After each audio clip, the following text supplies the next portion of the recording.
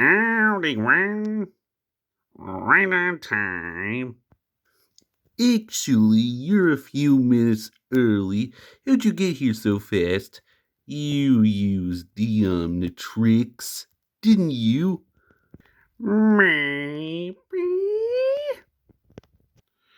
Evening, Gwen.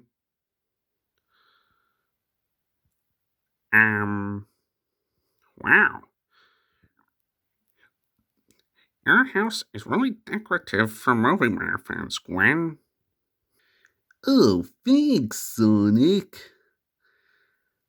My parents and I always do like this whenever we have a movie marathon, but they're busy right now, which gives us time for our Ben 10 Race Against Time marathon. Speaking of which, how far off is Ranger? Hello there.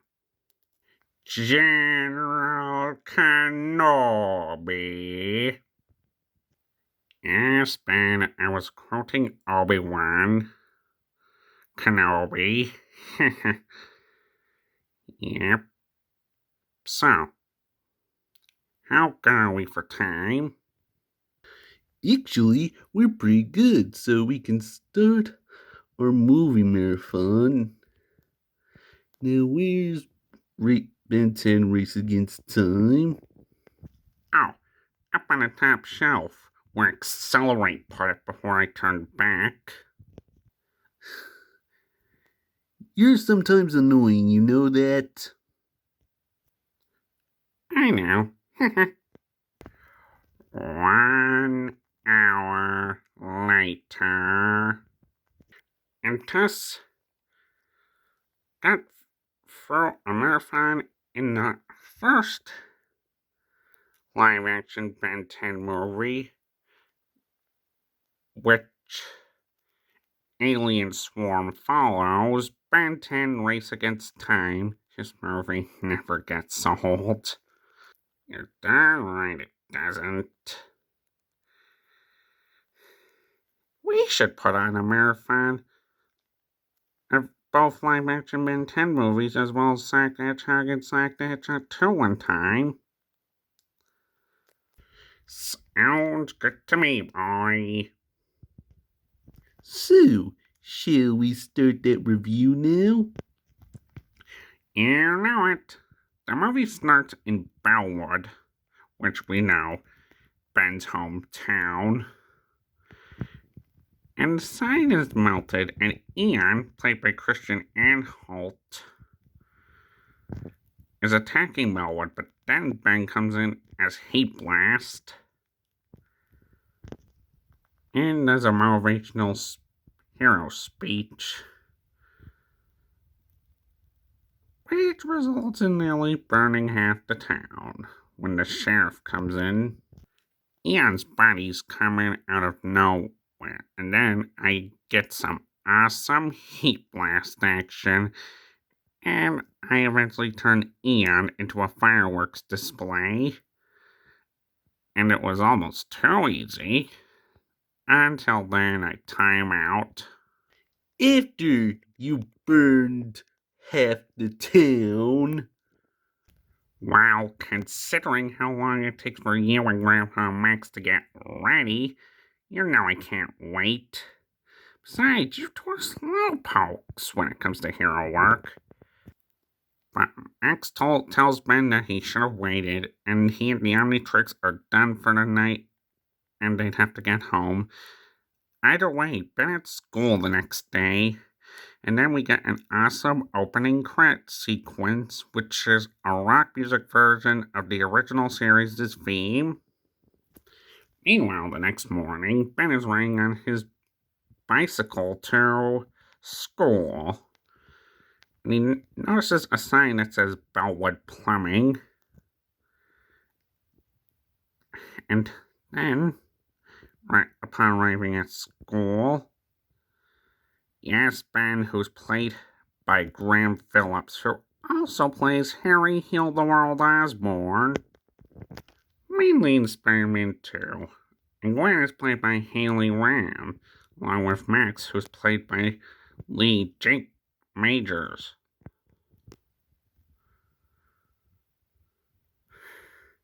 And Gwen is taking some photos for a yearbook, but Ben jumps in on one of them and tells Gwen that he will look on a poster when he's famous. I mean, being famous is nice and all, especially if you get it for fighting bad guys for a whole summer. Correction, we spent an entire summer fighting bad guys. You, me, and Grandpa. Thanks a bunch, Gwen. So, anyway, I asked Gwen for some notes in class, but Gwen just turns me down. Because, Ben, I'm not your school assistant.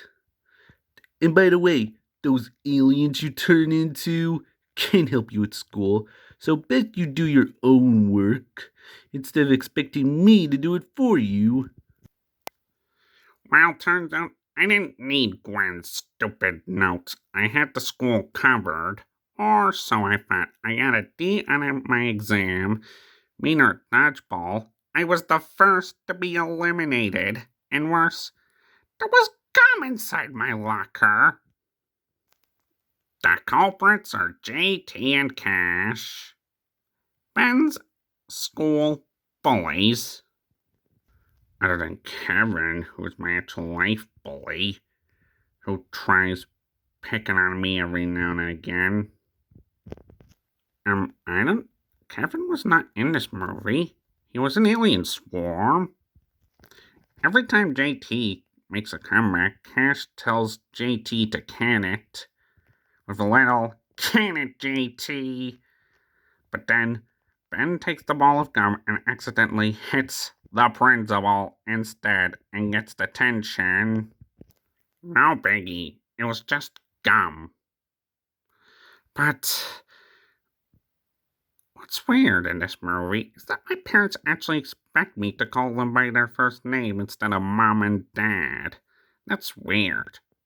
They're your parents, Ben. You may as well have gone with it. But Ben just storms off to see Grandpa and tells him about hunting some aliens and tells him that no one knows who he is ever since he found the Omnitrix, which was good. They weren't supposed to know.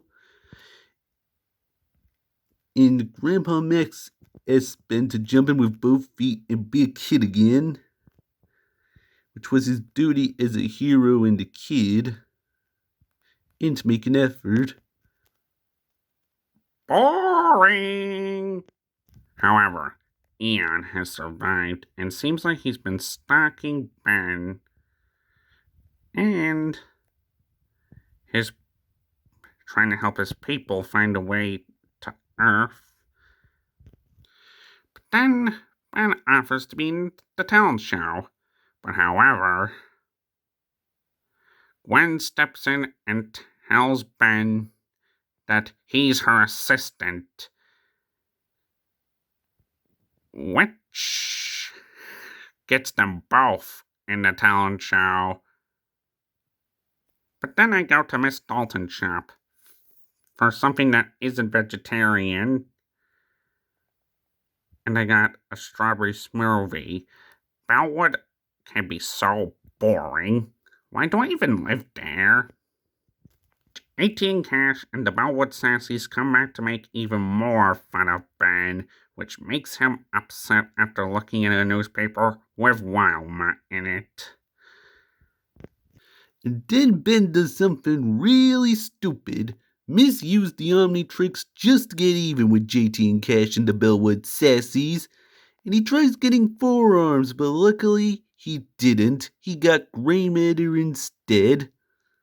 Maybe Accelerate would have been a good choice so it would get rid of that awful CGI shot of gray matter. I don't have to show it here, do I? Please don't. However, gray matter somehow managed to make even more of a mess than forearms would. launching a pie and ice cream party by mixing up all the wirings and fluids and launching them everywhere, including the pastries. And everyone was a mess. And the old man sitting beside Ben asked Miss Dawn for more coffee, but Ben gets a laugh out of it. Meanwhile, on the rust bucket, when Gwen was doing some yearbook photos, Ben scared her, and Gwen threw a pillow at Gwen. And I noticed she also took a picture that was terrible and blurry. I mean, it would be better if there was a not so blurry photo. Mine was super funny. Turns out it was that Eon dude who was clearly not dead and he knew who I am. I'm pretty good if I do say so myself. Not really, Ben. But then Grandpa Max comes in and brings in octopus. Ugh, disgusting. Then he tells us about Eon and how the plumbers encountered him. Grandpa fixed Eon's toilet?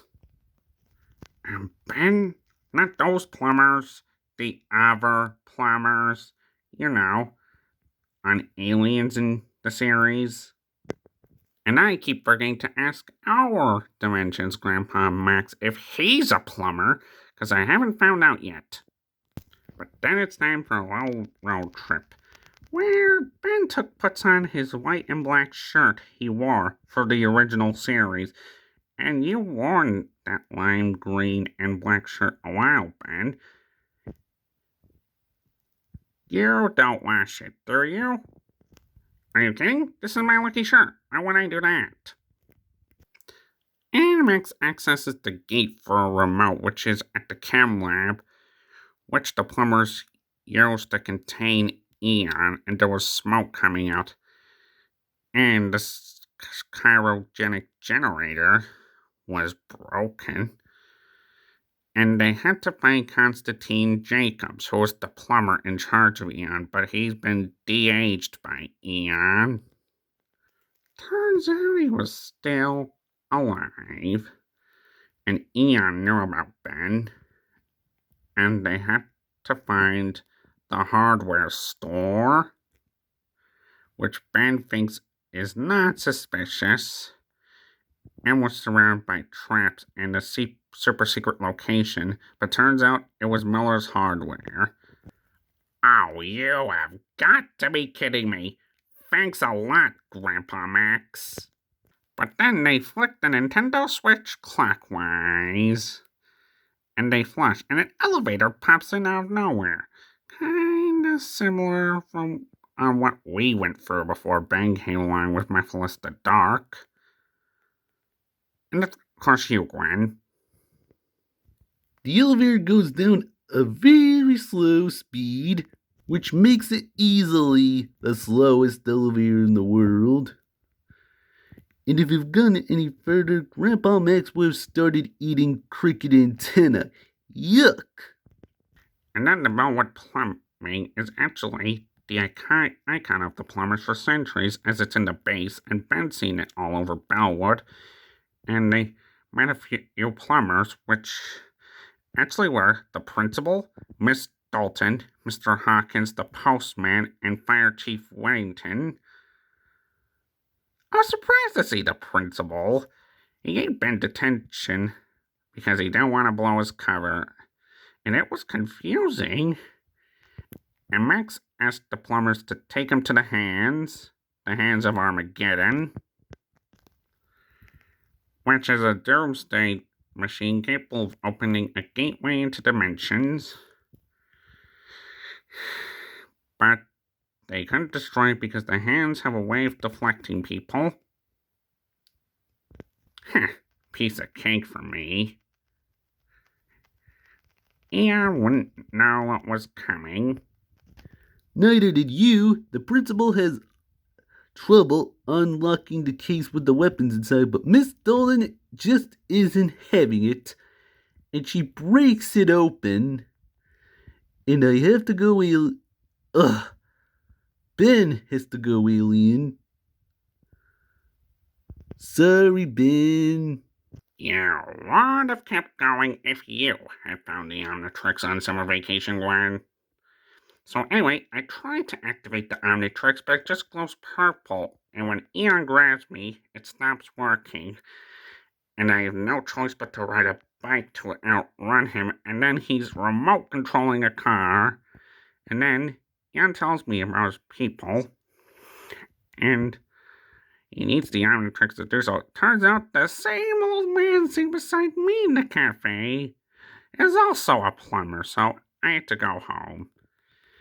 And I told my parents about the talent show.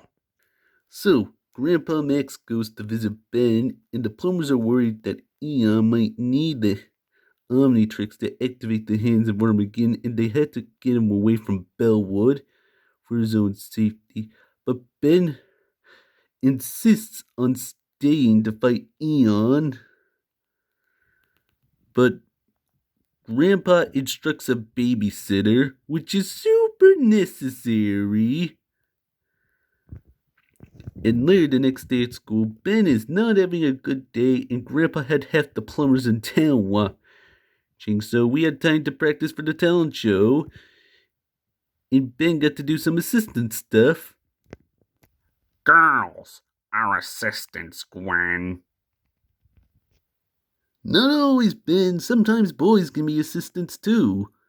But Ben feels like fitting in a school isn't gonna matter if Eon isn't gone, and then he goes inside upset. And then the principal comforts him. And Ben wants to be alone for a few minutes. And before the principal goes back out, he tells Ben one more thing. And before he can, he's frozen in time and thrown into a bin, which is Eon, which of course the Omnitrix starts glowing purple again. Eon pins me to a wall, but I raise the alarm and punch Eon, and I turn into Diamond Head, which I give him a diamond surprise. But there's a downside to it. If you ring the school bell, the entire school gathers in the hall and school courtyard for an assembly, which they thought was happening. But Eon was gone, so that was the disadvantage. And Ben had to hide in the girls' lockers to turn human again. And Ben decided to fight Eon alone. Which, of course, he was setting the trap for Eon in the first place. But Grandpa found us, and I told him everything. But Max tries boarding Ben and Gwen onto a rust bucket, but then it gets blown up, and Eon succeeds in catching Ben. And he also locks some of the plumbers up to make sure they wouldn't interfere. Ben, Gwen, and Max are all tied up. But Eon tells that the Omnitrix letting Ben transform 10 minutes at a time was a failsafe so that the DNA of the alien life forms in the Omnitrix wouldn't take him over. And told Ben something that Max never told Ben about Cronian DNA that Eon could unlock. But Ben didn't buy it. So Eon could bypass that safeguard. But too late. Eon activates the Omnitrix and Ben turns into Eon. Which is horrible. Grandpa asks me to reach for a screwdriver and cuts him loose. He does the same with me. And then Grandpa Max shocks Ben and tries to shut down the hands of Armageddon. And then I try talking to Ben as Eon and hit him with a wrench and gave a heartwarming speech to him. And however, the principal busts out the plumbers and then they get plumbing. And Ben takes back control by blasting Eon's henchmen. And turns out Funny story, Gwen brings up that Ben cried whenever Gwen pinned him. Hey, I do not cry whenever Gwen pins me. I just have something in my eye. However, Ian transforms back into Ben and notices Max is in trouble. I couldn't bear to watch it. So I needed help saving Grandpa. So I pulled him back, even though he told me to get. And Eon's ships were gone. But something extremely suspicious. Gwen and I forgot about the talent show, but the principal offers to drop us down. And of course, the principal struggles finding his keys again. Where Eon comes in out of nowhere. However, Eon grabs me and throws me, but I turn into Wild Mutt. And we play a little game of tag. And Ben uses me as a baseball bat to hit Eon into the hands of Armageddon and send them flying. But meanwhile, Benton Ultimate Alien, Eon has been hurled across time.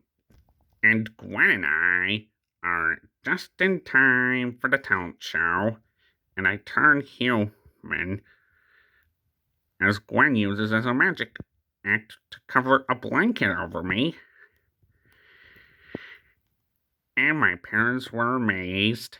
JT and Cash are so in trouble. Take that, jerk faces. Because me, the great Gwendini, and Ben, her assistant, got second place. Not every day you save the world and get second place, but the Bellwood Sassies got first prize. I'd like to see the Bellwood Sassies try and save the world once, but they don't have the material. But Max offers some pizza and some larva, but he said he'd only have the larva on his half, which is not great. But Bellwood was getting back to normal. But Max told Ben it was time to put the Omnitrix away for a while, which means he got a chance to wash his shirt. And meanwhile, looking up in the sky, an alien spaceship approaches Earth, which was the end. You know, I thought that would have eventually set up the event for Ben 10 Alien Force if it was canon to the main timeline. Main timeline or not, I'm pretty good too. Besides, older me could easily handle an army of evil shock rocks. And that was Ben 10 Race Against Time. Wow, this movie is actually cool. Who would have known that Graham Phillips would have played Harry Osborn in Spider-Man 2 as well as Ben in this movie? I have no clue. Speaking of which, anyone up for a game Mario Party? Oh, heck yeah, you guys are going down. I'm gonna be number 1.